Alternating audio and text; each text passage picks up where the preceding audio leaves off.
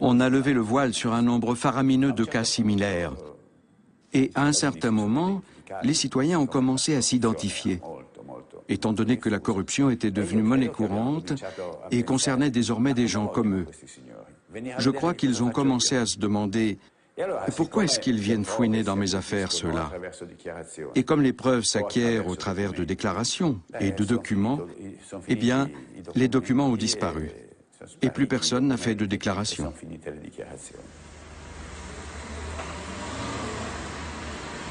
Avant de partir, nous sommes retournés dans les studios d'Europa 7. Quelque chose a changé. Depuis octobre 2010, la chaîne diffuse enfin. Francesco Di Stefano arpente un plateau où l'on construit les premiers décors.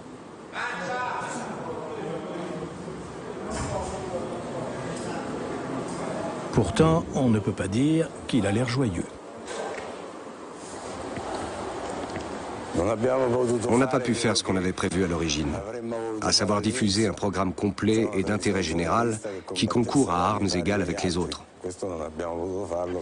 C'est une chaîne numérique qu'on ne peut regarder que si on a un décodeur, car la chaîne de Silvio Berlusconi continue à émettre, faisant fi du jugement de la Cour européenne de justice.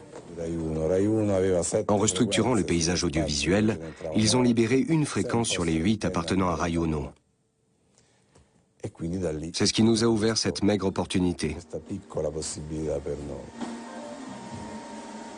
La mainmise de Silvio Berlusconi sur la télévision a entravé ou tué dans l'œuf de nombreuses initiatives créatives.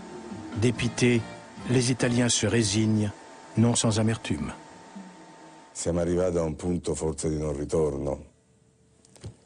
Nous sommes peut-être arrivés à un point de non-retour. C'est assez embarrassant pour un Italien de parler de ces choses-là avec un non-Italien. Le sentiment dominant qu'on éprouve, c'est la honte. Les gens sont de plus en plus indifférents. Ils ne réagissent plus à rien. Tout leur est devenu égal.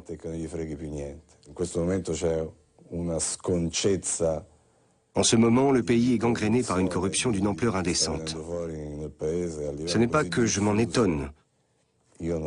J'ai toujours pensé qu'elle était encore plus répandue que ça. Espérons que les gens vont réagir.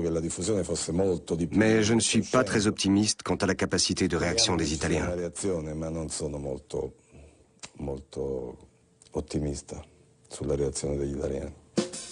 Dernière interview de l'homme qui, avec son plan, aurait, dit-on, changé le visage de l'Italie.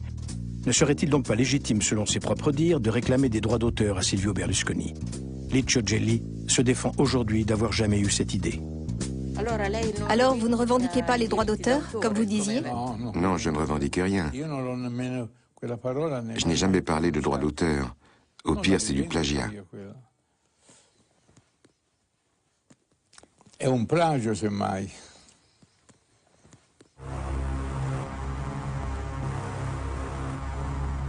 Étalée au grand jour, la P2 est vite dissoute et Licio Gelli inculpé sous de multiples chefs d'accusation.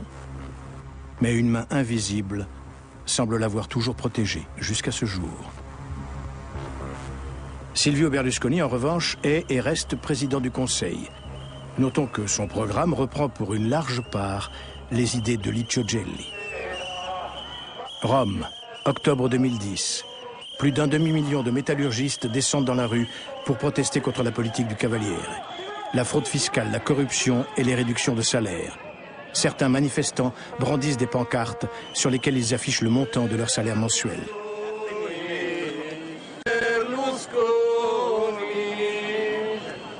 Proclamiamo la morte del berlusconismo, annunciamo la resurrezione della legge in attesa della sua caduta.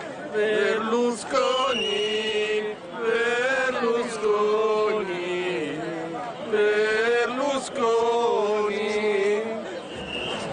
C'est vrai ce que dit cette pancarte? On ne peut plus vrai. Je suis avec mes collègues, et oui, c'est la triste réalité. On travaille dans les assurances. On a un contrat à durée déterminée. On fait 40 heures par semaine et voilà notre salaire de base. C'est clairement impossible de s'en sortir tout seul avec ça. On est tous obligés de vivre chez nos parents et de nous faire aider par nos familles.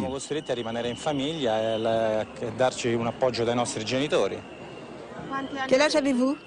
39 ans. 30, 33. 35. 33. On est tous diplômés. En quoi? En sciences politiques, En droit. en lettres. Moi, j'ai un diplôme et demi. Communication et économie. Pourquoi les Italiens votent Berlusconi? Bonne question. Malheureusement, ce n'est pas facile d'y répondre. Ils ne se rendent probablement pas compte de ce qui se trame au sein du gouvernement de Berlusconi. Ou alors, ils ne le savent que trop. C'est la conséquence de l'abrutissement du peuple italien. On l'a réduit à une bande de crétins lobotomisés, avec la télévision et le contrôle des masses médias. C'est pour ça qu'ils votent Berlusconi. Sinon, je ne vois vraiment pas pourquoi ils le feraient. Et les gens ne savent pas pour qui d'autre voter. Il faut dire ce qui est. Il serait temps que l'opposition se réveille. Le lendemain matin, nous quittons Rome pour une dernière interview. Nous allons à Gênes, où un prêtre catholique a manifesté publiquement son rejet de Silvio Berlusconi. En voiture, nous lisons l'histoire suivante. La maison d'édition de Silvio Berlusconi, Mondadori, est depuis des années en démêlé avec le fisc. Par 2 fois, le Cavaliere a obtenu gain de cause. Pour ne pas avoir à en être de sa poche en dernière instance, il a vite fait adopter une loi ad hoc qui limite la dette fiscale qu'il risquait de devoir payer à 5% de la somme de départ, ce qui lui a permis de réaliser une économie de 173 millions d'euros. L'église du Père Don Gallo à Gênes s'élève le long du port. C'est là que le prêtre vient en aide aux pauvres et aux prostituées. Et justement, le gouvernement vient de diminuer de 80% l'aide financière consacrée à ce genre de projet. Don Gallo, qui a publié 2 livres aux éditions Mondadori, les a retirés du commerce en signe de protestation et a confié les droits d'édition à une autre maison. Quando io ho letto tutto l'iter della Casa Mondadori con l'agenzia delle Quand j'ai lu l'histoire des presque 20 ans de procédure opposant les éditions Mondadori à l'administration fiscale, j'ai vu qu'elle s'était conclue sur une dette fiscale de 350 millions et que Silvio Berlusconi s'en tirait à force d'ergoterie et de décrets pour 8 millions et des poussières. Alors j'ai dit, ça suffit. En tant que modeste petit écrivain, j'ai publié 2 livres aux éditions Mondadori.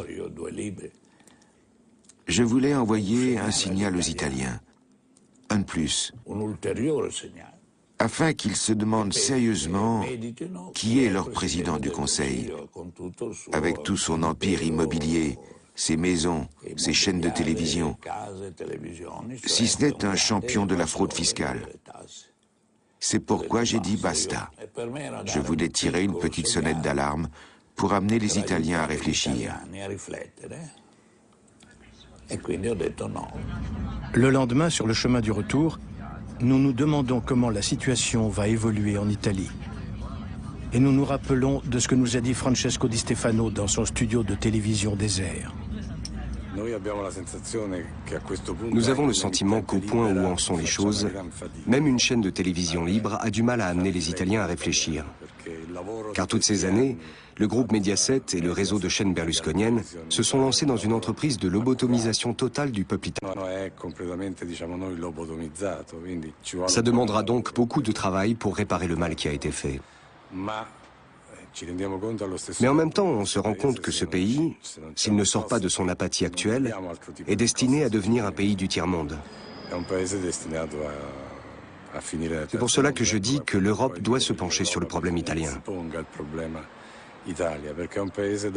Car c'est un pays qu'une grande quantité de gens au pouvoir s'acharnent à piller du matin au soir.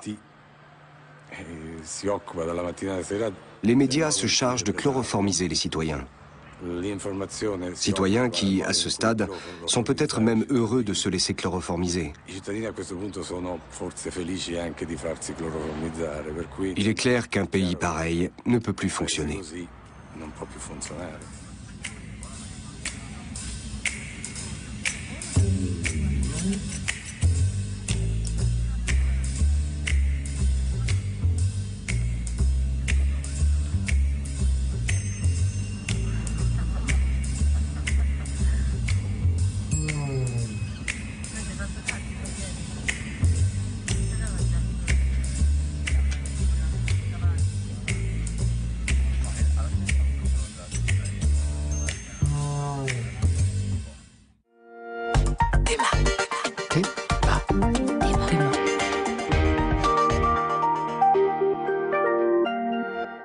C'était le dossier Berlusconi. Sachez que si vous voulez en savoir davantage, vous pouvez vous rendre dès maintenant sur notre site arte.tv. Des journalistes du Standard et de Courrier International se tiennent à votre disposition pour répondre à toutes les questions que vous vous posez encore. Alors on vient de le voir, le maintien de Berlusconi au pouvoir ne doit rien au hasard. Machine à retarder la justice, corruption, mainmise sur la presse, il n'empêche. Le jour venu, dans le secret de l'isoloir, et par 3 fois, la majorité des électeurs a voté pour lui. Certains mettent en avant l'absence d'alternative politique crédible en Italie. Une alternative qui, de toute façon, peine à se construire et à exister, tant les relais médiatiques sont phagocytés.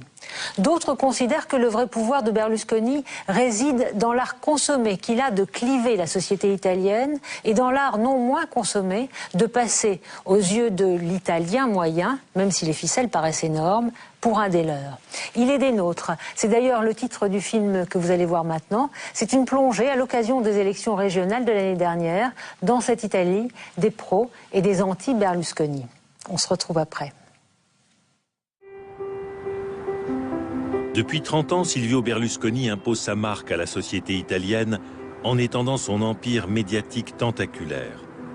Depuis 15 ans, il domine la scène politique. En dépit des conflits d'intérêts, des condamnations pénales et de nombreux faux pas en Italie et sur le plan international, il reste extrêmement populaire. Certes, en décembre 2009, 1 million d'Italiens a suivi l'appel du groupement Popolo Viola, le peuple violet, lancé sur Facebook, en manifestant dans les rues pour demander la démission de Berlusconi. Mais l'image du Cavaliere n'en a guère souffert. L'influence de son partenaire politique le plus important, la Ligue du Nord, aux tendances séparatistes, ne se dément pas. Le nombre de ses électeurs augmente depuis des années. En mars 2010, se sont tenues des élections dans les 13 plus grandes régions de la péninsule. Ce documentaire a pour but de saisir l'ambiance qui régnait en Italie à ce moment-là, de brosser le portrait de quelques fidèles de Berlusconi, ainsi que de ceux qui souhaitent sa démission.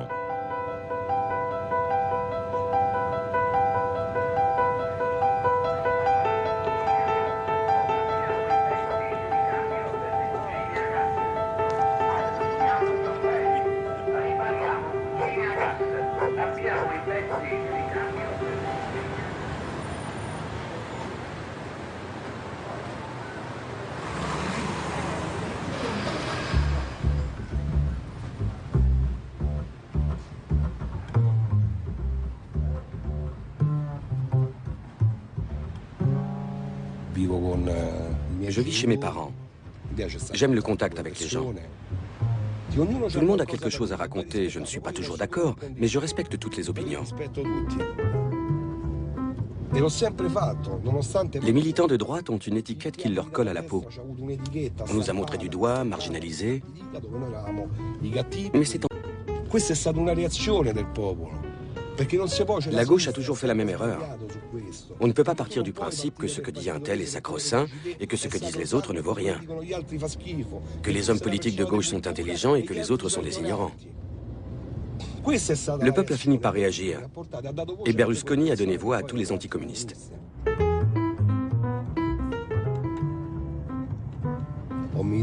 J'ai milité pendant des années avec un groupe d'extrême droite, le Front de la Jeunesse. Je suis fier d'avoir milité dans ce mouvement. J'ai rencontré des types bien, des jeunes super. Au lieu de traîner dans les rues à se rouler des joints, ils collaient des affiches.